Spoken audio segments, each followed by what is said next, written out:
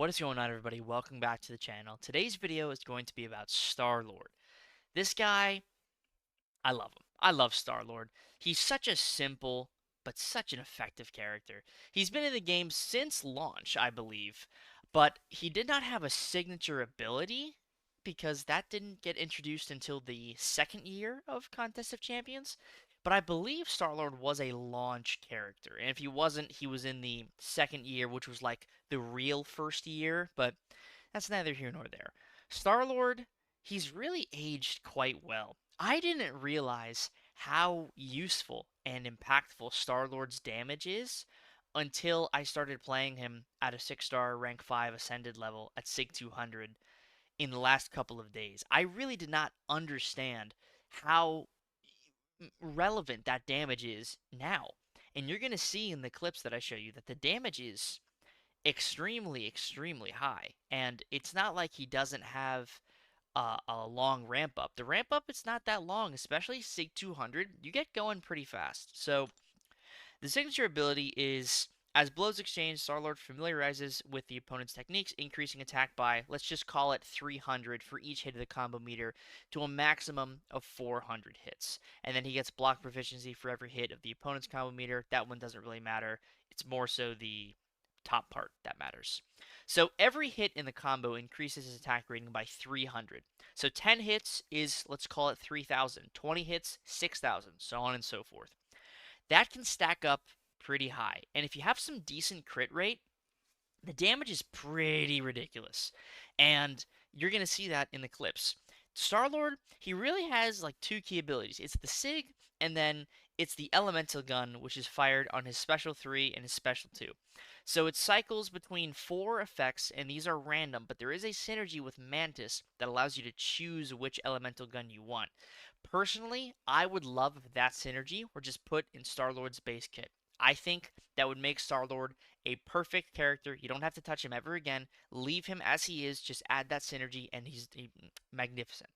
So the Elemental Gun, it's Fire, which is a decent potency armor break. Air, which is a very potent shock. And that scales with your attack rating, so that shock can get to some extremely high numbers.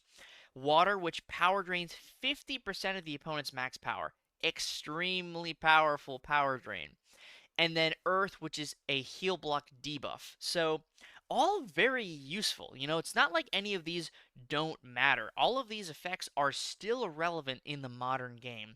I would say the one that's maybe aged the least is potentially like the armor break, but even then, you know, Killmonger, armor break nodes where you can only deal damage when the opponent has an armor break debuff, it still maintains relevancy. So it just really shocks me how well Star-Lord has aged.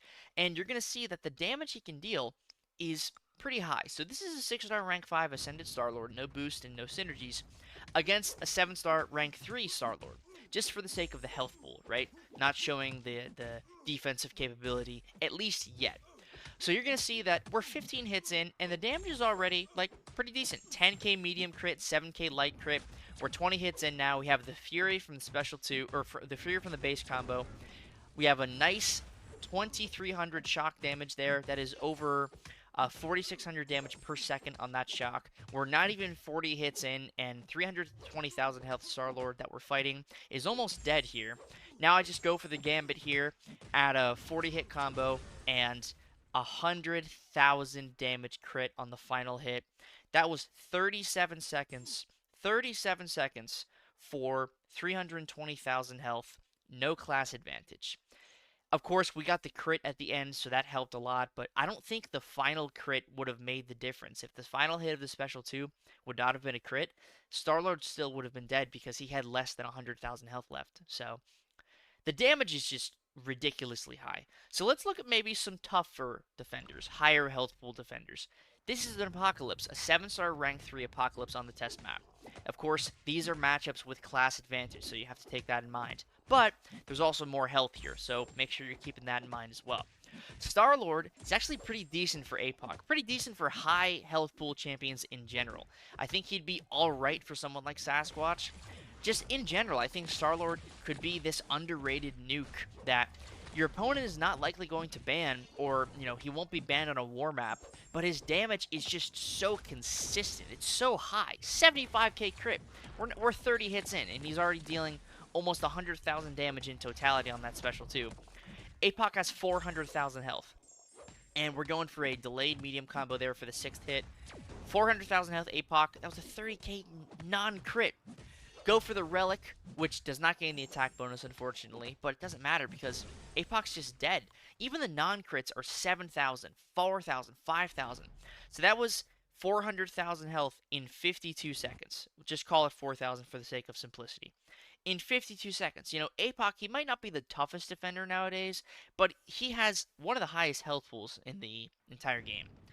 So does this guy, Onslaught. Rank 3, 7-star Onslaught versus Star-Lord. Now, I was genuinely surprised at how well Star-Lord did for this matchup. Star-Lord is actually a decent Onslaught counter. If you just use your special 1 and ignore the special 2, which has some risk involved if you trigger shock, you can consistently prevent Onslaught from getting the crush, while also maintaining a very decent combo count because you're not worrying about the crush breaking up your combo. And on top of that, all of Star-Lord's damage is physical, and Onslaught has a vulnerability to physical damage. So, it just all in all, Star-Lord is a very underrated Onslaught counter, and while I don't think people are going to be running 6-star Star-Lords in Battlegrounds decks or running him in Alliance War, I still think that if you do rank up Star-Lord, he will be useful for champions like this, and many others. So that was a rank 3 7-star Onslaught in 54 seconds, and we had almost 100% health. So, just really shocking results from Star-Lord, a character who is essentially as old as Contest of Champions itself. And the thing about Star-Lord is, he did get affected in the 12.0 update. He used to not have a cap on the attack rate increase from his signature ability. But even with that cap, it didn't lower the potency of anything, it just capped the number that you can get to, which is 400. You're not going to get anywhere near 400 in the short to medium form content. So the SIG becomes inconsequential. Like, the cap that was placed on it in 12.0 is irrelevant for most content.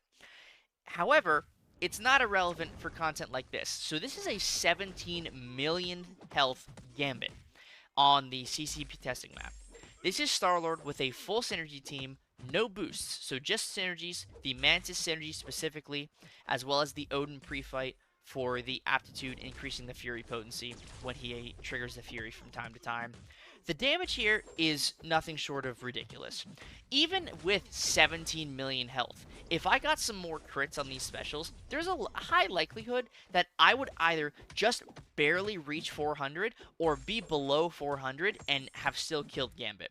Now, in this fight, obviously I'm going to go a little above 400, but around 15 or 16 million, there's a decent chance that Star-Lord can kill that health pool within his 400 hit limit. So I was trying to go for a special 2 there, but I ended up going for a special 3. But the result is pretty nice. I don't skip the special 3, I just let it play out. So that's 6% to 4%, and again, this is 17 million health. That was 618,000 damage. That one-shots Realm of Legends Winter Soldier. And of course, we have a nice 38,000 per tick shock, so in totality, it's almost 80,000 damage on that shock. Not to mention at the beginning here, this shock from the special 2 without the Fury was dealing over 40,000 damage per second. So, all in all, I'm really impressed how well Star-Lord has held up in the modern era of the game. His damage style is so simple, it's so hard to prevent, because hitting the opponent is literally the name of the game when it comes to Contest of Champions and fighting defenders. You want to hit them, and Star-Lord's whole game is hitting the opponent. So, I think Star-Lord has aged magnificently, and honestly, I would not be upset if somewhere down the line in some special crystal they introduced a 7-star Star-Lord, because I think that would be a very fun addition, and it would be worth it to get him awakened, take him up to rank 3. He would be a worthy Everest champion, even at that level. So, let me know what you all think about Star-Lord. Personally, I'm still a big fan, and I would not mind seeing him released as a 7-star next year. at some point. So yeah, thank you all very much for watching. I really hope you enjoyed this video. Let me know your thoughts down below if you want to see more Star-Lord gameplay, or if you have any other specific requests for characters to review in this new style of video that I'm doing. I am always open to hearing your feedback. Thank you all very much once again. Make sure to hit the like button, subscribe if you have not already, and hit the bell for notifications. We're on the road to 40,000 subscribers and eventually going to hit that big 5-0. So any support and all support is greatly appreciated. All right. Thanks again. Peace.